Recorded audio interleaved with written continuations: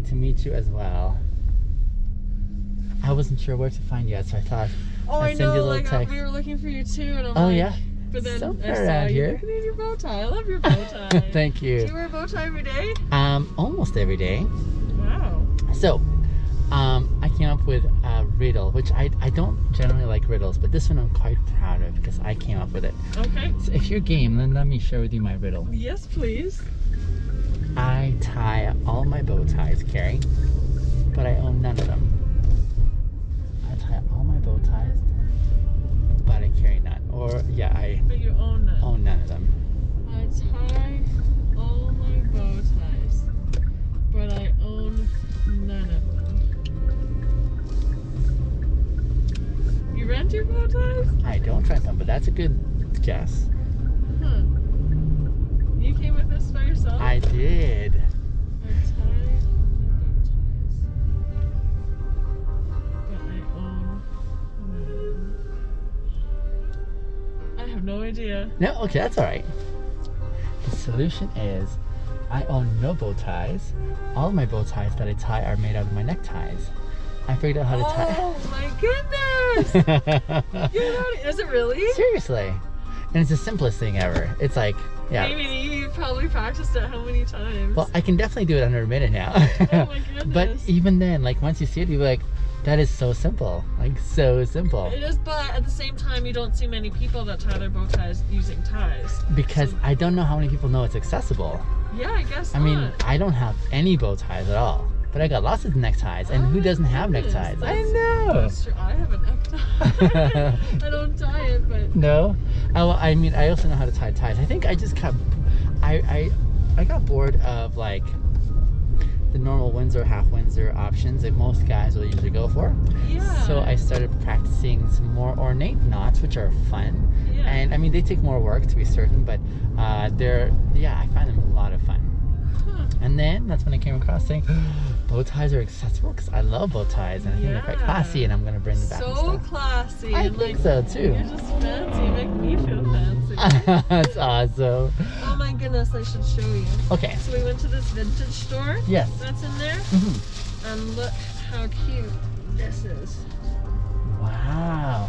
Check out the fabric too, Right? eh? And like the bunny pads on here. That is amazing, dear. Right? Isn't it Are those like elbow pads? Those are like elbow pads. Amazing. And especially the rubber ducky on the front so cute? And the That- little pink. is so and unique too. Right? I don't That think- just fits me like a glove. That I'm so is excited. amazing. So there's a vintage store over there. Yeah, it's got so many things. They have fucking Manolo Blahniks in there. I don't know what that is. Like really high-end shoes, just like Prada, that kind of thing. Isn't that amazing? And stuff from Aritzia. Like, this is really nice. And that one was like $65, but I am excited about it. It reminds me about when I find, like, I'm a big Value Village shopper. Like my shirts from Value Village, my pants as well. Like, yeah. So I was thinking about how I can find some deals sometimes where, unless you're in that industry, you don't know the worth of something, you know? Yep. So I used to be a tree planter, and A tree planter? I did, yeah. I planted trees for years. And so one of the things about tree planting, one of the most important pieces of your equipment is your boots. Yes. Are your boots. Your clothes are gonna like just get ripped apart, so that's not the biggest investment there. It's your boots, which are like really important. Well, it's for your stability and like it keeps your feet wet or Yep. dry. Absolutely. Not only dry, but also like really like safe as well by way of like Stuff ankle could be support. falling. Absolutely. So I came across these one pair of boots that were $600 retail. They were on sale for like $40-50 at Valley Village. I'm like, yep, I know the worth and of they were this. your size.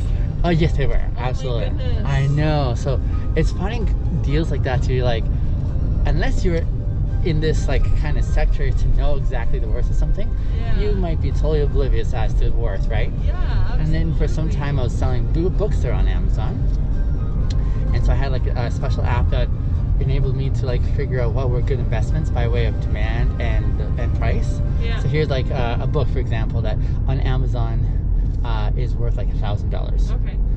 but it hasn't been bought for like 3-5 years. So you're not Yeah. gonna buy that, right? Of course. Whereas opposed to finding like a book for like $700 and it's like selling like hotcakes and there's Of no course. demand, you want to So again, it's like that kind of thing of saying, where are those kind of alignments that you could put together for your economic advantage? Yeah, well, it's fun too. You find like this treasure in the middle of nowhere kind of thing. You know, you go searching Absolutely. and it's like, you love it. It's one of a kind. Yep. And it's well priced. It just makes it so much more fun than like going to the mall and shopping. I rarely buy anything at the mall ever. Like I haven't done that for years. For me, I think outfit is from Value Village. Seriously, like my shoes. I mean, so fancy. why? Thank you. I'll take some of these right now. Help yourself, my dear. I had a vegan chocolate cookie and it has like cayenne pepper in it. Oh, help yourself. That's why it's there. Thank you. No, it's again that element of, I guess, knowing what you're into. Yeah. And then, so for me, I guess I'm really particular about my taste. Are you? I am. How so? I appreciate. I guess given. That's a good question. Let me think about that for a second. Right. I am particular in the sense that there are certain things that I resonate with more. Yes. Do you know what I'm saying? Yeah. So when I am at work, for example, like now, you know, I'm working for myself, I've always just enjoyed dressing up. Yeah. Even if I don't have to, I've always enjoyed it. Feels good. It does feel good.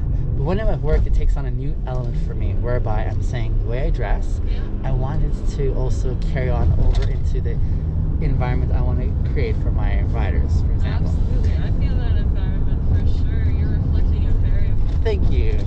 And so part of that for me is I want my riders to know that they're worthwhile me looking my best. I want them to know that it's a big deal for me to be able to have them in my vehicle. I almost feel like I'm playing the hospitality role, saying, welcome to my space, and I hope it's a good feeling, a good sensation, right? I like you so much. Oh, thank you. Oh my goodness. Do a lot of people compliment you? For different reasons. Some compliment me because of my curly hair, which I once used to have. Actually, I surprisingly have like ringlets. Oh, okay. If I don't like Straighten blow it? dry my hair, straighten Oh. it. It's very curly, so go curly hair. Yeah, that's amazing. You can have messy curly hair, nobody would know. Messy straight hair, everybody knows. I guess there's an alternate agenda that I have when I'm at work. My friends just say, Benny, you have a whole social experiment going on in your vehicle. Basically, I think what I'm aiming for is I want to take away as many detractors as I can from a person's experience that may take away from the destination I want to get to, Yeah. so that I can actually get to the heart of it, and that is, I love connecting with people. I like getting to know them. I like understanding what makes them tick. I like learning about their perspectives. I like that process. It's almost like I'm not guaranteed the outcome, but more often than not, I get there. But you know what? You're guaranteed a different day every day. Absolutely. And I mean, I'm sure you come across some buttheads, but because I'm a very social person too, and I love meeting new people. I love talking to people. Yeah. Like you said, you find some rough people. Like I work in an auto class industry, and I do customer service, so I understand it's a very hard industry to be in, especially in this day and age when people are bitter and kind of fighting against each other. So I'm the same. I try to reflect like happiness and joy and friendliness, because even if they don't feel that way, they usually end up reflecting it back. Because maybe the rest of their day people have been treating them poorly, and you have the opportunity to spend half an hour with this person, you can make a big difference in their day. I think so. So I value those experiences, and the more I experience them, the more my appetite for it grows, in a sense, whereas most people would love to experience that. Yeah. I think there's a huge element of fear that keeps most people from actually taking the steps to actually experience that. It's unfortunate, yeah. And so I can understand all that entails in holding people back that way. But for my part, I like engaging in it. I take a lot of social risks, but they're calculated risks, if I can say it that way. I think it takes two sides to be able to willingly engage and connect at that level.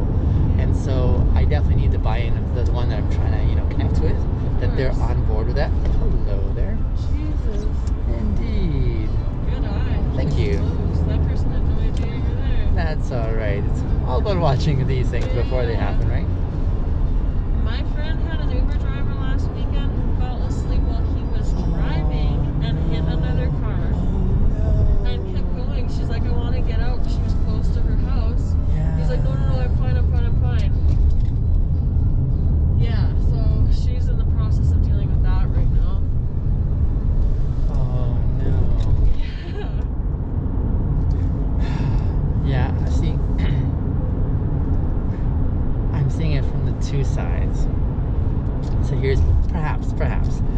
Uber driver who is probably constrained by economics to try and make things work, and he's pushing himself far more than he can handle, maybe because of the pressures on his end. And yet, at the same time, there's also the liability of safety on the road, right? That's a very good point. Like, people are struggling, and he could have a family. Yeah. That's absolutely right. It's really unfortunate. It is, and that's why I'm saying I can see both sides. That I feel pain when I hear those kind of stories. So I'm like, oh man. Is this your full-time job? It is. It is my full-time gig. Are you from Calgary? I am now. I, for the most part, grew up in BC. I moved out here like 13 years ago to do my grad studies. That's a beautiful view of the mountains. Yeah. Holy crap. Oh, it does. Yeah. You came out here to do what? To do my grad studies about 13 years ago. What did you study? A variety of things. You sound like you've had a million lives. Like, planting trees. Like, you've just done all these things. I could sit and listen to you all day. I definitely have done a lot of things in my time, yes. And in the midst of all those things I've done,